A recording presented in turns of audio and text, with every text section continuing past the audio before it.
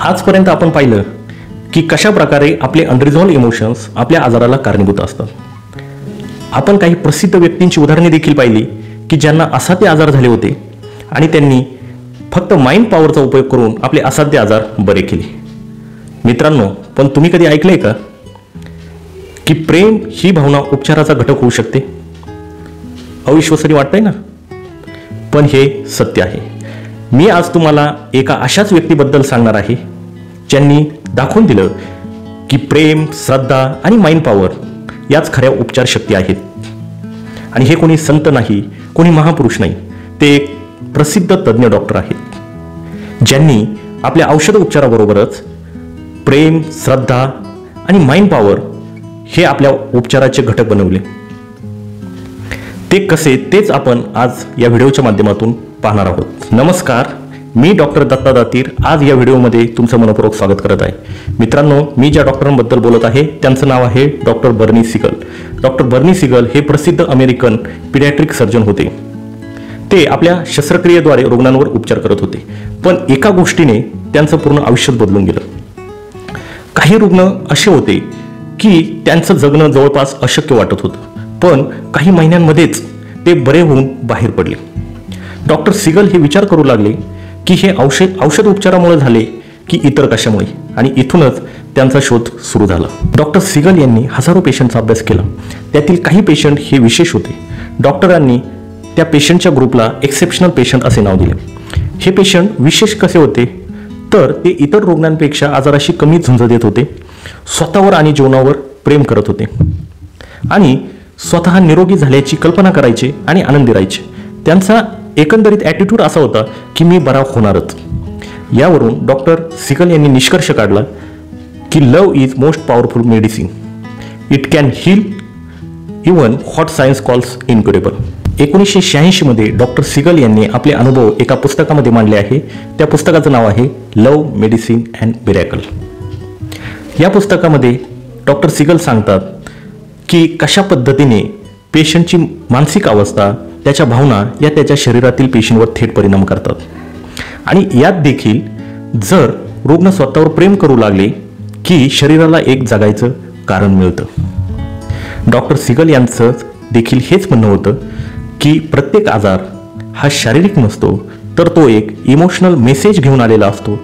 जर आपण हा मेसेज डिकोड करू शकलो, समजू शकलो, तर तिथूनच आजाराची हिलिंग सुरू होते. आज न्यूरोसायन्स, सायको न्यूरो इम्युनॉलॉजी आणि एपिजेनेटिक्स यामधून सिद्ध झालं आहे की आपले विचार, आपल्या भावना शरीरावर कशा परिणाम करतात. जर आपण राग, भीती, दुःख, अपराधीपणा या भावनांमध्ये जगत असू तर स्ट्रेस हार्मोन वाढतात आणि आपली प्रतिकारशक्ती ही कमजोर होते. जर आपण आनंद, कृतज्ञता, प्रेम या भावनांमध्ये जगलो तर एंडॉर्फिन, ऑक्सिटोसिन असे हिलिंग केमिकल्स तयार होतात. आणि यात देखील प्रेम, लव हे मोस्ट पॉवरफुल मेडिसिन ठरू शकतं हे डॉक्टर सिगल यांनी दाखवून दिलं. डॉक्टर सिगल यांनी रुग्णांना साधे पण अतिशय परिणामकारक असे उपाय दिले. ते सांगतात की दररोज स्वतःशी प्रेमाने बोला. स्वतःला सांगा की मी स्वतःवर प्रेम करतो, मी बरा होत आहे, मी सुरक्षित आहे. आणि दररोज व्हिज्युअलायझेशन करा, मी निरोगी होत आहे, मी आनंदी आहे, मी उत्साही आहे. हसणं हे सुद्धा एक औषध ठरू शकतं, म्हणून दररोज हसत खेळत जगण्याचा प्रयत्न करा. राग, अपराधीपणा हे विषासारखं काम करतात आणि म्हणून दुसऱ्याला माफ करा आणि स्वतः देखील माफी मागा. डॉक्टर सिगल सांगतात की काहीतरी सर्जनशील काम सुरू करा, छंद जोपासा. त्यामध्ये लेखन असेल, वाचन असेल, चित्रकला असेल. यातून आपल्या भावना व्यक्त होत असतात आणि त्यामुळे हिलिंगला एक प्रकारे मदत होत असते. डॉक्टर बर्नी सिगल यांनी जगाला शिकवलं की हिलिंग म्हणजे फक्त आजार नाहीसे करणे नाही, तर प्रेमाने स्वतःशी कनेक्ट होणं आहे. जर व्यक्ती प्रेमाने स्वतःशी कनेक्ट झाला तर जगाशी देखील तो प्रेमाने कनेक्ट होत असतो. प्रेम ही एक अशी लाईफ एनर्जी आहे जी शरीराला जगण्याचा अर्थ देत असते, जगण्याला एक कारण देत असते. प्रेमामुळे शरीर हे संतुलित होत असते. आजपासून दररोज स्वतःशी बोलायला सुरुवात करा. मी स्वतःवर प्रेम करतो. माझं शरीर माझा मित्र आहे, ते माझ्यासाठी काम करतं. मी स्वस्थ आहे. हे या संवादातूनच हिलिंगची सुरुवात होत असते.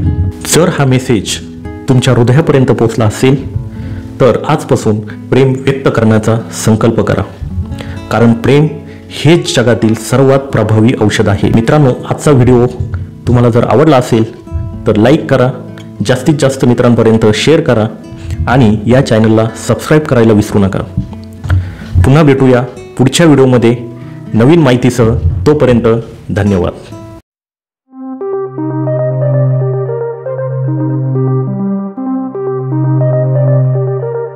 Thank you.